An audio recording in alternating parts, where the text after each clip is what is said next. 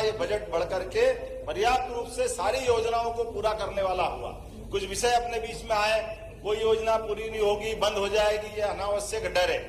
माननीय अध्यक्ष महोदय, वही लाडली लक्ष्मी योजना से लगा करके सारी योजनाएं, कोई योजना बंद नहीं होगी, सारी योजनाओं के लिए पर्याप्त धनराशि हमने रखी है।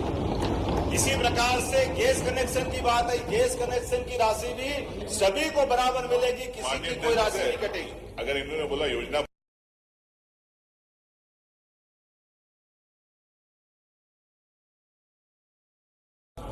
सारी राशि जब जब जिसकी तारीख है उस तारीख में डलती जा रही है। अब ये अलग बात है, आपको जानकारी नहीं तो मेरा अनुरोध है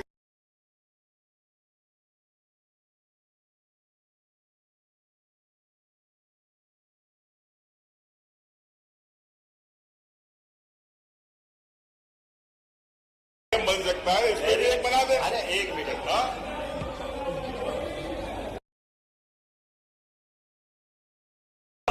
माननीय मोदी जी को धन्यवाद दो, जिनने कहा कि कुल 4 जातियां, उसमें बहनों को भी एक, उनने महिलाओं के लिए भी रखा है, महिला, युवा, गरीब, किसान।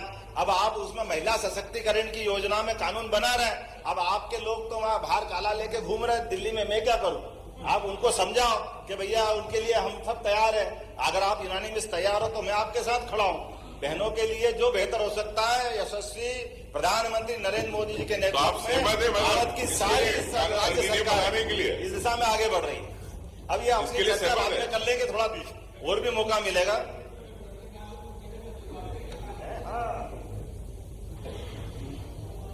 डबल इंजन सरकार का चमत्कार क्या होता बताना चाहूंगा कि मध्य प्रदेश से बीमारू राज्य का कलंक हटा। 5 लाख किलोमीटर से अधिक लंबाई की चमचमाती सड़कें अगर बनी है तो केवल डबल इंजन सरकार के कारण बनी है। 47 लाख हेक्टेयर में सिंचाई की सुविधा अगर बढ़ी है तो केवल डबल इंजन सरकार माननीय मोदी जी के कारण से बढ़ी है।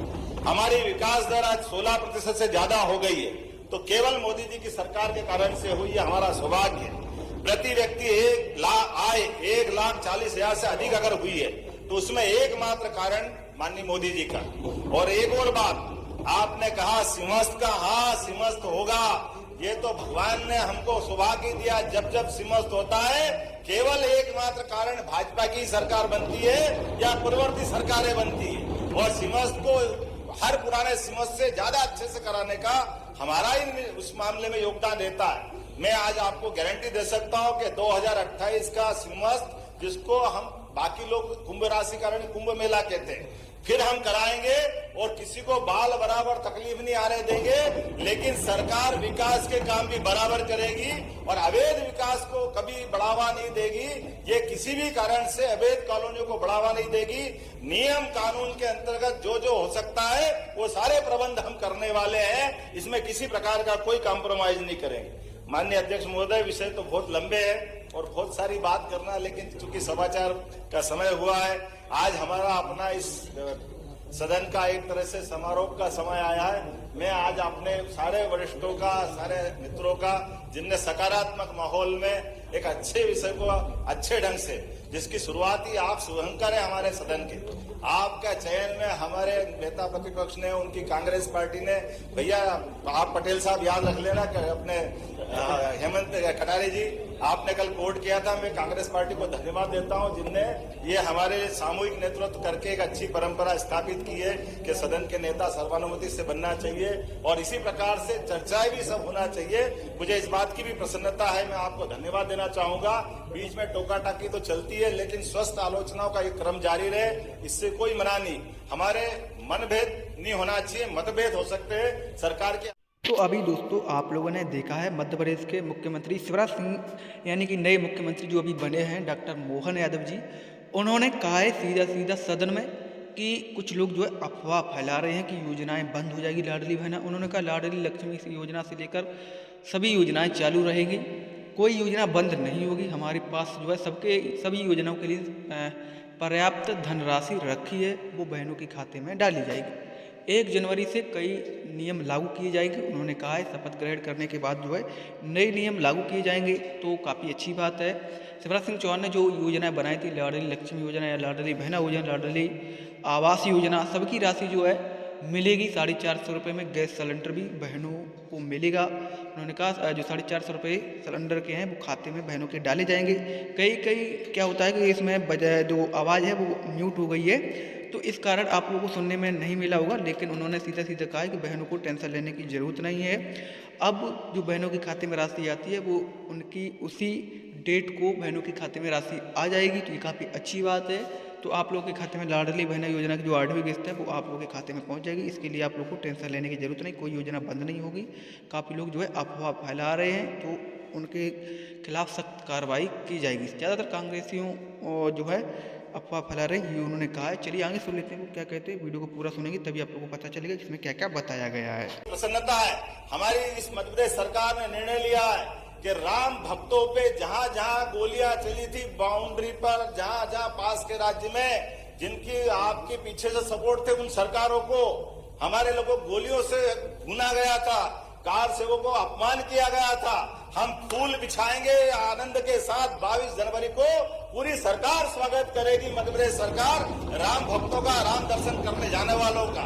और तीर्थ दर्शन यात्रा के माध्यम से हमारी सरकार ट्रेनों से, बसों से जिनको अयोध्या की इच्छा होगी सबको पहुंचाने का प्रयास करेंगे। यह हमारी व्यवस्था के आधार पर। अरे हम तो सबका स्वागत करेंगे, हमको मालूम है। अब साहब चले, अब क्या दिक्कत है भगवान राम के लिए, हमको मालूम है। लेकिन राम कैसे हैं? आप भी राम अब करना सीखे हो, लेकिन राम हमारे राम कैसे हैं? आप बताओ, कोई ऐसा शासक हो सकता है क्या जिसके केवल नाम में, नाम तो केवल राम है, लेकिन राम कहाँ कहाँ कैसे कैसे दिखाई देते? राम हमारे दिखाई देते, हम राम राम तो हमको लगता अभिवादन कर रहे हैं, अपना जय सिया राम आनंद में आ जाते हैं।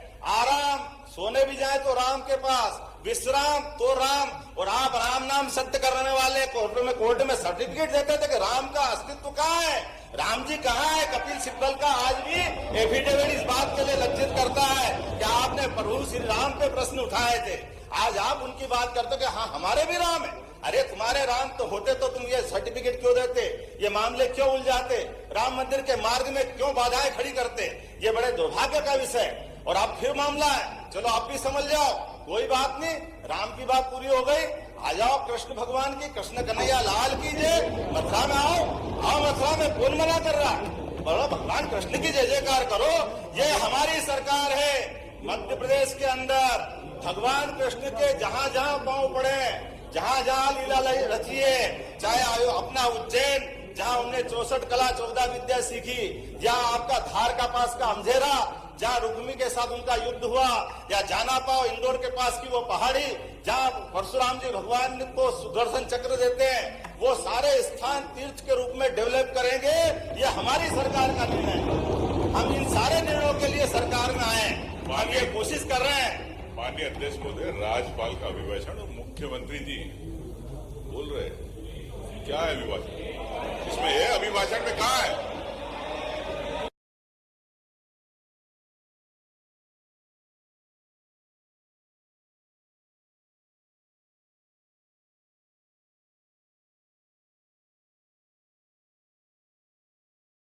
महोदय, मैंने थोड़ी देर पहले कहा था कि पहले राम की बात करी तो इनने कोर्ट में शपथ पत्र दिया, अभी कृष्ण की बात करी तो फिर बात बदलने लग गई। कृष्ण राम से क्यों नफरत है, पता नहीं क्या कारण है आपका।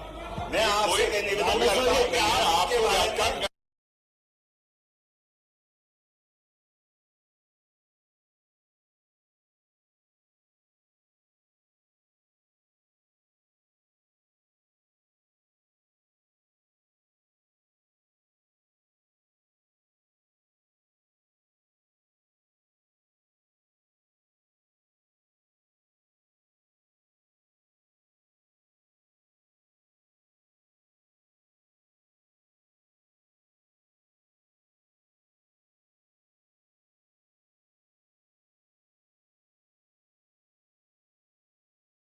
हिस्सा इसी प्रकार से हमारी योजनाओं के माध्यम से मिल रहा है। इसी कारण से हमारा ये बजट बढ़कर के पर्याप्त रूप से सारी योजनाओं को पूरा करने वाला हुआ। कुछ विषय अपने बीच में आए, कोई योजना पूरी नहीं होगी, बंद हो जाएगी, ये अनावश्यक डर है। माननीय अध्यक्ष महोदय, कोई लाडली लक्ष्मी योजना से लगा करके सारी योजनाएं, कोई योजना बंद नहीं होगी। सारी योजनाओं के लिए पर्याप्त धनराशि हमने रखी है। इसी प्रकार से गैस कनेक्शन की बात है, गैस कनेक्शन की राशि भी सभी को बराबर मिलेगी, किसी की कोई राशि नहीं कटेगी। अगर इन्होंने बोला योजना